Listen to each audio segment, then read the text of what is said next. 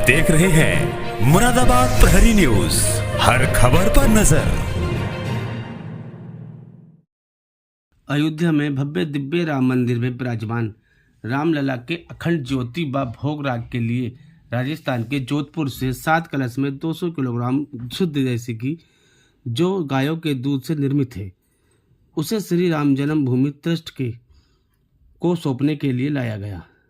इससे पहले भी अयोध्या में भगवान राम मंदिर में 22 जनवरी को रामलला प्राण प्रतिष्ठा कार्यक्रम हुआ था, जो उस समय भी महर्षि संदीपनी राम धर्म गौशाला जोधपुर में इन्हीं ब्रह्म स्वरूपा गौ माताओं का 600 किलो घी अयोध्या आया था, जिसे ट्रस्ट को सौंपा गया था।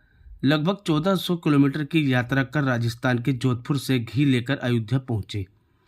गौशाला के संरक्षक श्री संदीपनी महाराज ने बताया कि इससे पहले भी राम मंदिर के अखंड ज्योति व राजभोग के लिए घी लेकर आया था।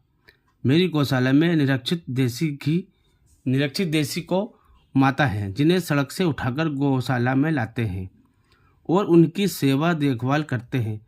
गौशाला में 24 घंटे भगवत कथा व श्री राम रसपान करने वाली उन्हीं गौ माताओं से निकलने वाले दूध से घी बनाया जाता है, जिसे भगवान राम को समर्पित करने आया हूँ और आगे भी भगवान राम के अखंड ज्योति के लिए महाश्री संदीपनी गौशाला से घी आते रहेंगे।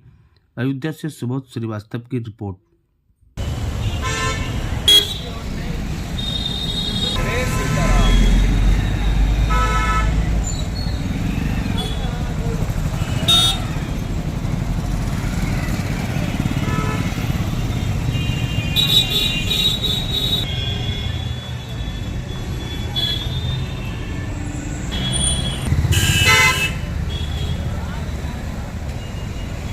जय श्री राम। जय श्री राम। जय श्री राम।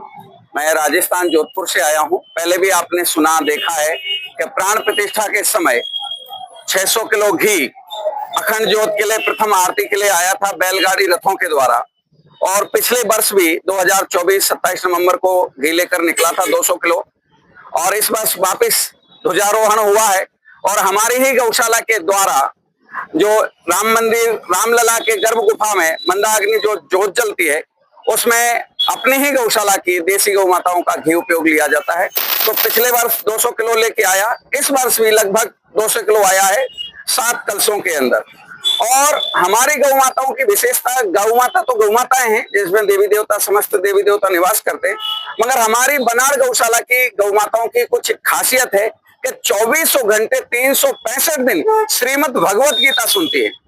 ये हमारी गौ माता की विशेषता है, और उसी विशेषता को भगवान श्री रामलला को प्रसन्नता पूर्वक हमारा घी को स्वीकार करा है, और हम जोधपुर वासी राजस्थान वासी बड़ा गर्व करते हैं कि भगवान हमारी सेवा स्वीकार करते हैं।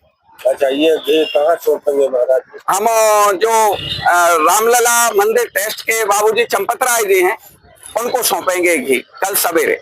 इसी से जो है इसी से भगवान रामलला का प्रथम जो भोग लगता है, ब्रह्म मुहूर्त का जो भोग होता है, जिसको कलेवा भी कहते हैं यहाँ की भाषा में ब्रज में, तो कलेवा का जो नाश्ता होता है उसमें भगवान श्री रामलला को जोधपुर के जो घी है गौ माताओं का, तो उसको 2 चम्मच डाला जाता है। और सवेरे जो पहली आरती होती है वो भी इसी घी की आरती होती है, और जो मंदाग्नि जोत जल रही अखंड जोत है वो भी इसी घी से जोत जलती है, जोधपुर के घी से।